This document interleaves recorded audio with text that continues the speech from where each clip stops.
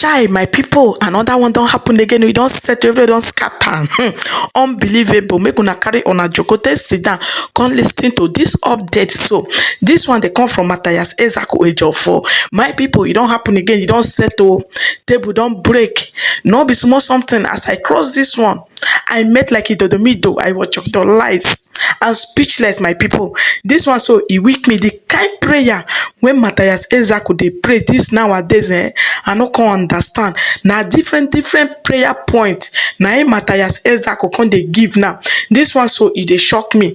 May you not come be say I too talk. I go leave ona mona for hear this prayer point. So when Mathias can they lead, when he can they use they pray this time around. This one so I not see Matt they talk again. No, the thing it they shockalize me honestly. In fact, Njoka. They don't too collect for Mathias Ezeaku handle. No be small thing, no be small woto. The thing it dey weak me. I don't know what it can dey happen, and I don't know the kind offend when they offend Mathias. Mathias no one leave them for waste. Mathias they talk say the way when they take they mislead people. They talk say na Papa God now he go give them money. Say money go fall for heaven. Mathias say money not dey fall for heaven. Say you must work for it. Say if you not work for it. Say money no fit for enter inside your bag. Say you must definitely work for it. Now Mathias come dey lead prayer, different prayer for Njoka. This one I no see Mate talk. My people, may no come be say the talk don't too much. Make una just watch the full video and make una try to share, give others so that people go they listen, they hear the kind prayer when Mathias they pray for Njoka. Unbelievable. Make una regade. Goda. We can see that I'm a yekerema. Watch we know there.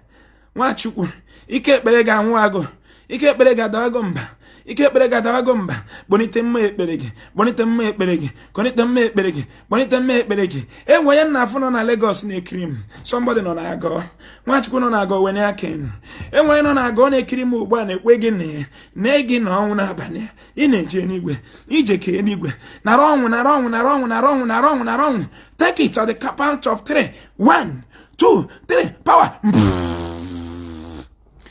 Nwachukwu omege ka agwọ mebe ka agwọ. Holy Spirit bata gị n'ime mege ka agwọ mebe ka agwọ. Ọma mmege ka ịdị ka no mox. Ba ya mege ka imewe ka agwọ. Holy Spirit bata gị n'ime ya megwana gị ka ịdị ka Dangote ya mege ka imewe ka agwọ. Nwachukwu mewe ka agwọ. Mewe ka agwọ na ọnwụ na-abịa. Kedu mmụọ batara gị n'ime? Angel Michael onye ụmụaga. Angel Michael onye ụmụaga onye ụdị. Ka onye ụmụabi Angel Raphael onye ụmụabi. Kedu onye 90 mile yere ma onye angel ndị ngwu batara gị n'ime. Ngwa mewe ka agwọ. Nwachukwu omege ka agwọ mewe ka agwọ. Omege yivara no be crazy dey crazy. Na praise dey praise maka na ije ka enigwe echi. Nwachukwu ọbụla basiba. Nwachukwu ọbụla ala ka ị na-ayị. Mbi na ha yala. Pastor ji security na aganye gị sticker. Ọbụla ala ka ị na-ayị Nwachukwu. Na praise dey praise Nwachukwu. No be say you dey crazy Nwachukwu. Na praise dey praise. Nwachukwu ịrụ na church worth 50 million. Oh rabaye we nye church 150 years guarantee na nwere ife ga-eme. Nwachukwu ịrụ na ya pastor ọrịa fada. Nwachukwu enigwe na-akpọgo okuta. No brother ka ị na-ayị Nwachukwu. Na praise dey praise. No be say you dey crazy. Na praise dey praise Nwachukwu ba na-egwu.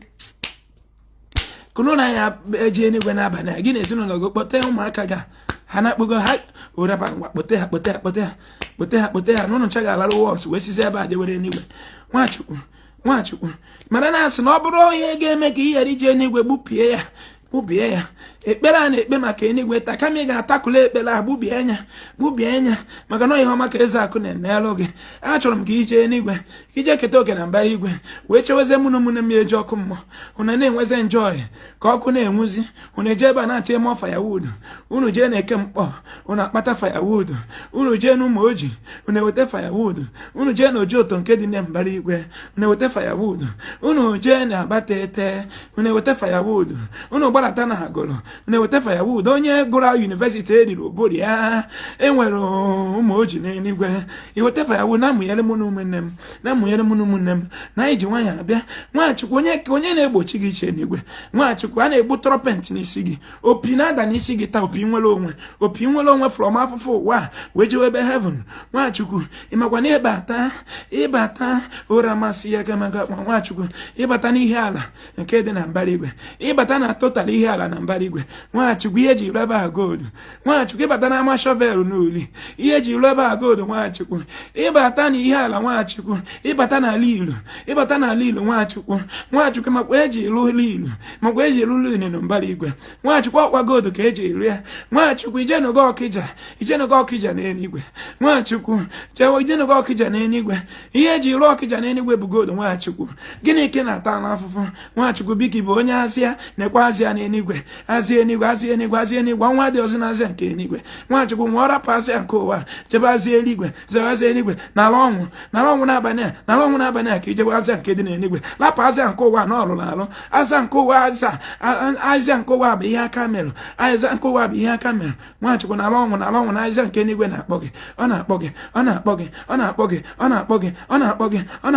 ee ụra gbasiri ekemekemekemekemeka nekwa igbo ukwu gịnị ka na-atala afọ na nkwụ igbo ukwu ebe nwere nkwụ afọ na-adịghị n'eluigwe Nwachukwu igbo ukwu nke ụwa bụ ihe aka mere Nwachukwu n'abalị a ị na-anakpụrụ ma ntete ị na-eji igbo ukwu nke eluigwe igbo ukwu eluigwe na-akpọ gị obi m na-akpọ gị obi m mbara igwe na-akpọ gị onye obi m mbara igwe rapụ n'obi m nke ụwa ndị China ebukọrọgodi mba niile nọ n'obi m nke ụwa Nwachukwu ka ị nọzi n'obi m eme jewe enigwe kedu onye enugwe ezike na-ekiri m gịnị ka ị nọ na ajị eme kedu ị nọ n'ikpamodo eme gịnị ka ị nọ n'imufu eme onye imufu nara enigwe rapụ imufu nke ụwa onye ajị ngwa ọbịa onye ajị ọbịa kedu onye ogwurute kedu onye ogwurute n'ebe a ngwa teki rapụ ogwurute nke ụwa na-akpụ ụlọ etetena ka ije ogwurute n'enigwe enwere ogwurute n'enigwe gị na ndị Switzerland ya n'ebe a gị na France ya n'ebe a gị na Germany ya n'ebe a gị na Dubai ya n'ebe a gị na Malaysia ya n'ebe a Nwachukwu ngwa nara ya 1 2 3 power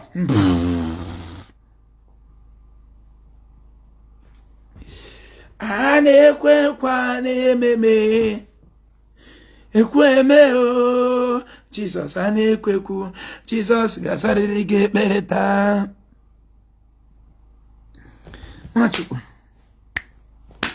Nwachukwu ịchọzi ije n'igwe elelelele o maọbụ ndị Yoruba ịchọzi n'igwe nwazo enete amen receive visa amen ịchọzi ije n'igwe n'Africa so nobody want to go to heaven again but now they receive visa through prayer with the name of Jesus to go to America, to go to London, to go to Dubai. Oh, you don't want to receive heaven now? No, so they mislead me. Biao, kama yipu nda kwa na banyao.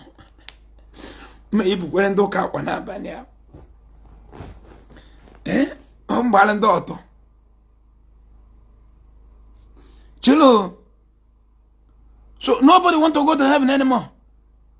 So Jesus can give visa to Canada, but he cannot give you visa now to heaven. Oga, he don't fool you. So now you don't want to go to heaven. That is to show you that those visa, you are the only one who will make your land to be authentic, so that other country will come to your country, so that you no need prayer to go to any country. This shows that Jesus does not give any visa. If you cannot take visa to go to heaven, which is dead tonight, and you are telling me that Jesus can give visa to go to London, you are out.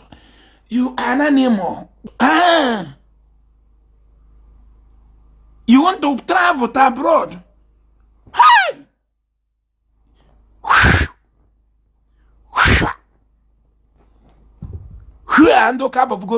Before. I don't give my nyash to church people. Anything that will make Christianity happen to any of my generation, I cast it. So is this not a very great idea tonight that you have failed yourself by praying to achieve something, but you don't want to pray to achieve heaven today? Every graduate in London now is working, both non-graduate, including those that traveled to Nigeria that did not even study there. They are working. But you are praying for somebody will get a job here. They say a prayer cause them, and Jesus give work.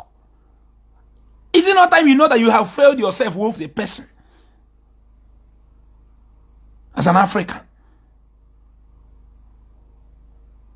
Now we don't want to receive visa to heaven, but as a pure graduate in Nigeria, your fundamental right to get a job. Now you nabble it to Jesus Christ. When you get a job, you can give your first fruit to pastor. That your pastor pray and Jesus give you job.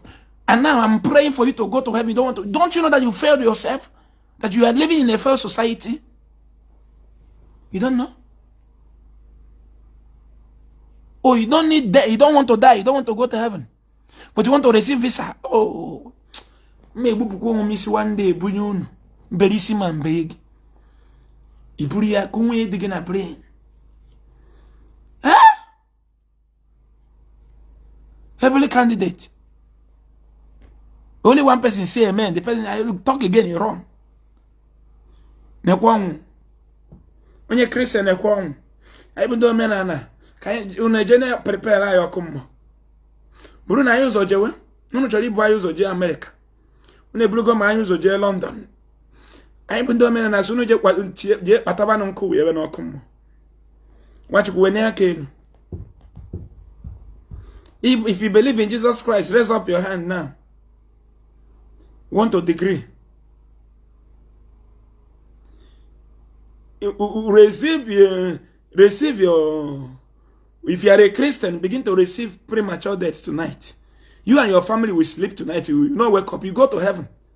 Yes. If Jesus can give a poor man money, why can't he give you heaven? If Jesus can make a poor rich, he will give you heaven tonight. What are you doing here?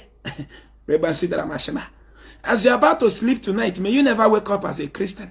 May you die and go to heaven in Jesus' name. The same Jesus also can protect you from bad road, so that we will not encounter a motor accident. He can give you heaven today. If Jesus can perform this miracle by allowing others to die in motor accident and still spare your life, watch, he's going to give you heaven tonight. May you sleep and die and go to heaven tonight. And you go and prepare hellfire for me and my brothers who are traditionalists. Yeah, can you within the Philippines? If Jesus can give us Buhari, what Jesus cannot do does not exist. There is a man to pray, there is a God to answer.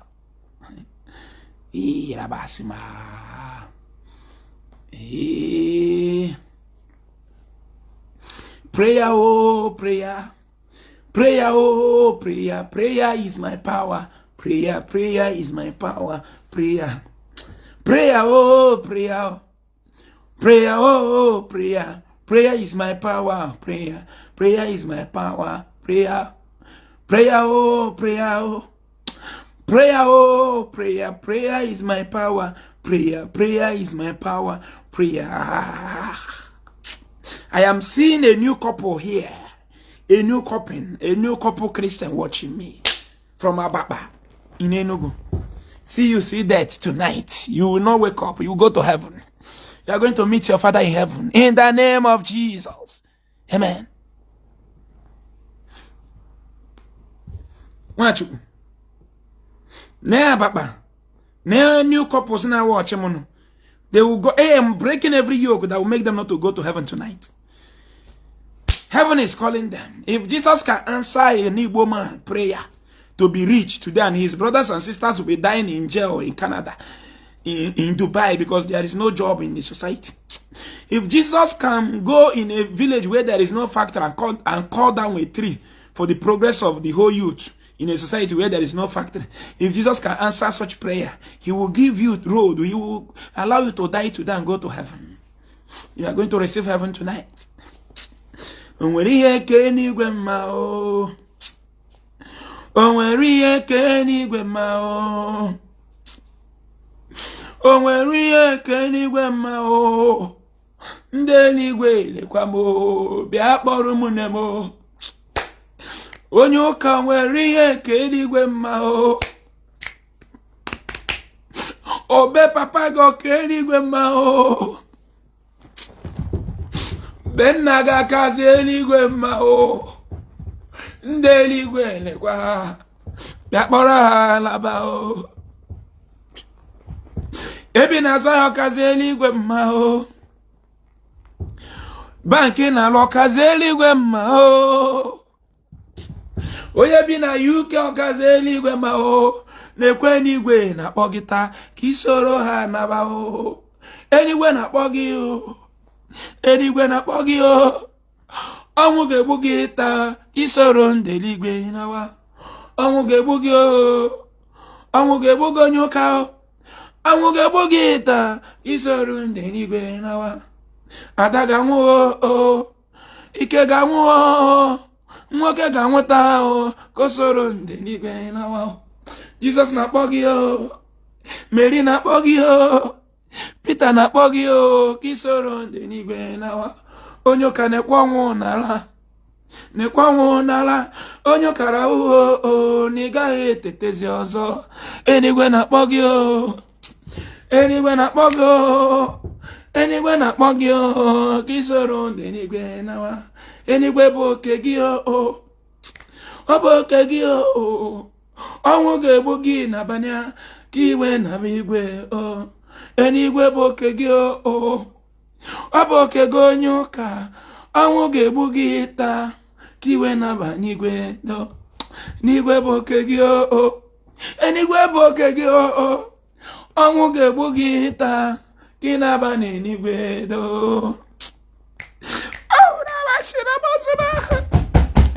Power.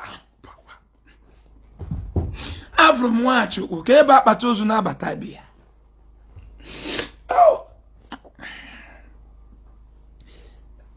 Kirikirebe siderebe shimada.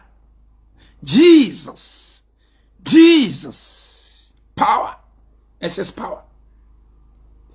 Nekwa akpata ozu ka ọ na-abata bịa. Anyị bụ mmadụ nke ụwa chọrọ ịnị gị. Ijewe mbara igwe. Jizọs ama n'igwe mana anyị ga-eni gị. Ị ga-eje n'igwe. Onye ọcha wetara gị n'igwe 168 years ago. Mana nna gị ebigo n'ụwa billions of years. Nwachukwu na-egi n'igwe. O nwere ihe Jizọs apụrụ ime. Ọ bụ na Jizọs ga-enye onye Igbo visa ojewe London. Gịnị mere na Jizọs amaghị onye Igbo enigwe taa? Nwachukwu kedu ebe London to compare n'igwe? Nwachukwu gịnị ka ị nọ na Abakpa Enugwu eme? Abakpa Enugwu nwere ihe ọ bụ. Abakpa dị n'enigwe mara mma. Ị ga-anwụ n'abalị a jebe enigwe. Nwachukwu lalụ ụla nwụọ na-enwu ha anwụ. Ụla ka ị na-alalụ. Nwachukwu ịdị ndụ na mbara igwe. Nwachukwu ị na-akpọ ụla taa gị na ezinụlọ ga ma ntete ka unu jewe enigwe. A ga-eni unu niile. Anyị bụ ndị ụwa ga-enichi unu echi na nwanne echi. Anyị ga na-egota palms na-abịa n'enyi unu. Nwachukwu begin to say amen. Jesus is calling you. Jesus is calling you. Die today and go to heaven in the name of Jesus. You will die today. You will die today. You will die today. You will die today. Receive it. Receive it. Receive it. Receive it. Receive it. In the name of Jesus. Amen. Olu anyị Solomon. Yekrema sita. Lepra. Zingada gada. Siekanda nenowa. Soya boki. Power.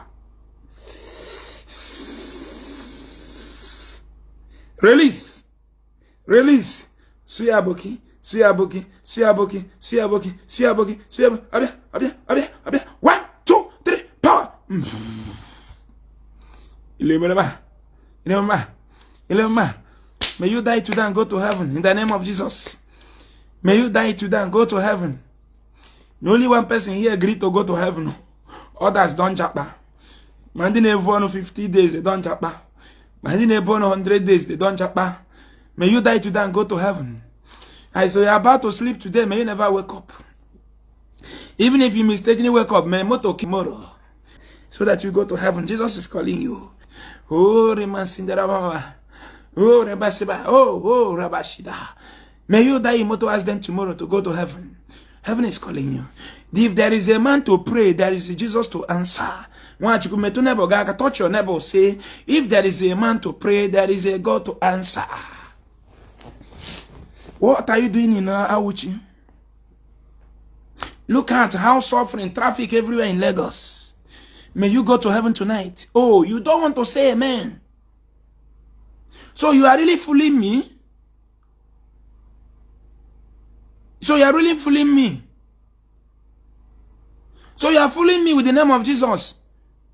So you really know that as a hustler I am, that I'm going to make money tomorrow, and you are programming my tomorrow that Jesus will bless me. Then when I say amen, I have concurred to your wish. Now when I make the money, it becomes Jesus' work. Now want Jesus to answer you the same prayer that he answered me and gave me money today, to give you heaven. The same Jesus who picked people from dustbin and make them king. We want them to pick you from sleep now, give you king, your king house, built by God in heaven. You don't want to say amen. So you are a deceiver. So you are a deceiver.